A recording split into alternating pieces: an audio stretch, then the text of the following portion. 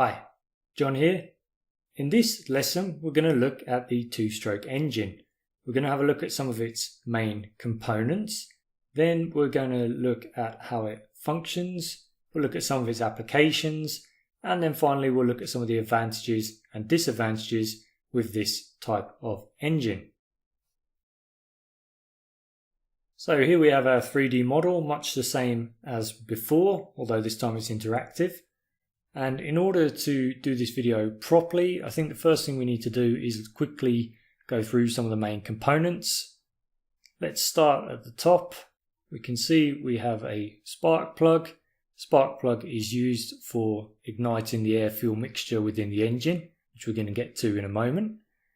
We've also got a combustion space, that's this area here. We've got a port on the side. You can see the black arrow exiting. That is our exhaust port. We've got a piston. That is this whole section here. And then on the left hand side we've got another port. Let's just uncover it.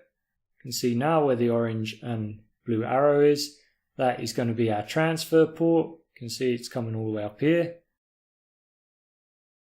And finally on the right we've got our intake port section here. And if we go down, finally we've got the rest of the engine, which sits within the crankcase, which is within this red barrier. We've got the crank web, and we've also got the crankshaft, which we can see in the back here, where it runs all the way along, all the way through to the end load. So that is our two-stroke engine. Let's zoom out again so we can have a proper look at the engine, and we'll work through now how it functions. So I think the first thing we want to do is follow the air-fuel mixture. I'm going to go right back to the start. We can see that the air-fuel mixture starts here and it comes in through this port. It's travelling left and it's going into the space below the piston. You can see the piston at the top of the screen, and we can see that as the piston comes down, it's going to compress that air-fuel mixture.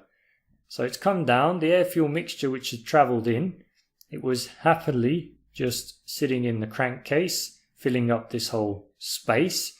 But now, because the piston has travelled downwards, it's compressing that air-fuel mixture and the pressure within the crankcase is increasing. Let's push play and watch it a bit further. What's happened now is that the air-fuel mixture inlet, or the intake port, has been closed off by the piston.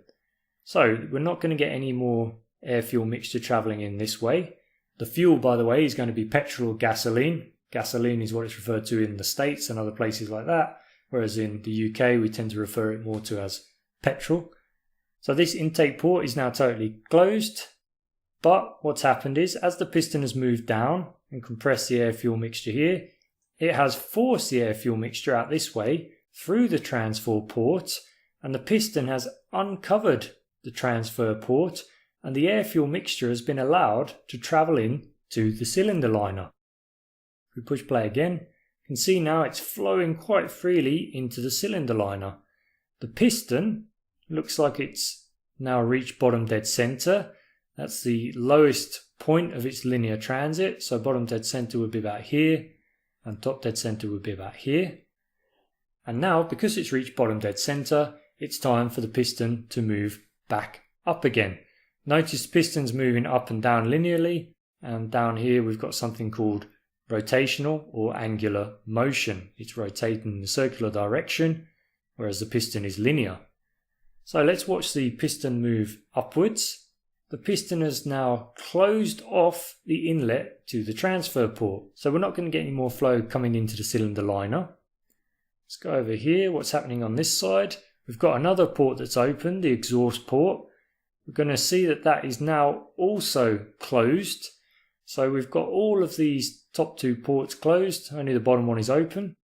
And what is happening now, this is where it gets really interesting. That air-fuel mixture is going to be compressed and the pressure is going to increase drastically, and so is the temperature. So the pressure and temperature within this space is going to increase. The volume is going to decrease because there's simply less space. Let's let the piston travel up, and about this point here, just before it gets to top dead center or the top of its travel, we are going to get a controlled explosion. Let's just zoom in. We can see here, in fact we can actually see the little spark that has been created by the spark plug. This piece here is called the central electrode, and we're charging this with high voltage. At some point the electricity, or the pieces here, the central electrode and the piece below it, they're going to be so charged that the air is going to become ionized, and we're going to get a spark that jumps across the gap. This spark is quite hot, and it has more than enough energy to light that hot, highly pressurized fuel-air mixture. When the spark occurs, we're going to get a controlled explosion. So let's have a zoom out now. You can see a controlled explosion. That controlled explosion is going to force the piston down. Notice the piston's gone back down linearly, and we've essentially then just had our power stroke. So we've got power from that fuel mixture, because by having an explosion within this space, we can then harness the energy that was created by that explosion. And when we harness that energy, what it essentially means is we're going to use the energy to push the piston downwards, and eventually we'll turn it into rotary motion. But notice that on the right hand side, the stroke itself, or its movement downwards, is very short. The exhaust gas port is already opening. You can see the gap here. Just let it play a bit further. The exhaust gas port is now fully open. So we've extracted our useful work, and now the fuel air mixture, which was originally used to create the explosion, is nothing more than exhaust gas. Now we want to repeat this process many times as quickly as possible. The reason we want to do that is because the faster we can do it, the more power we can generate and the more useful work we can get done. So in order to do that, we've got to get rid of that exhaust gas quickly, and that's why we uncover the exhaust port first, and we let the exhaust gas just escape. If we let the piston continue down, or in fact if we travel down a little bit further, we can see that the original air-fuel mixture intake on the right hand side is almost closed. There is only a small gap around here, and it is now closed, and we are going through the same process again. The piston is going to move downwards, it's going to compress the air-fuel mixture in the crankcase, it's going to force the air-fuel mixture out through the transfer port, it's going to go into the cylinder liner, and we're going to repeat that whole process again. So let's watch the animation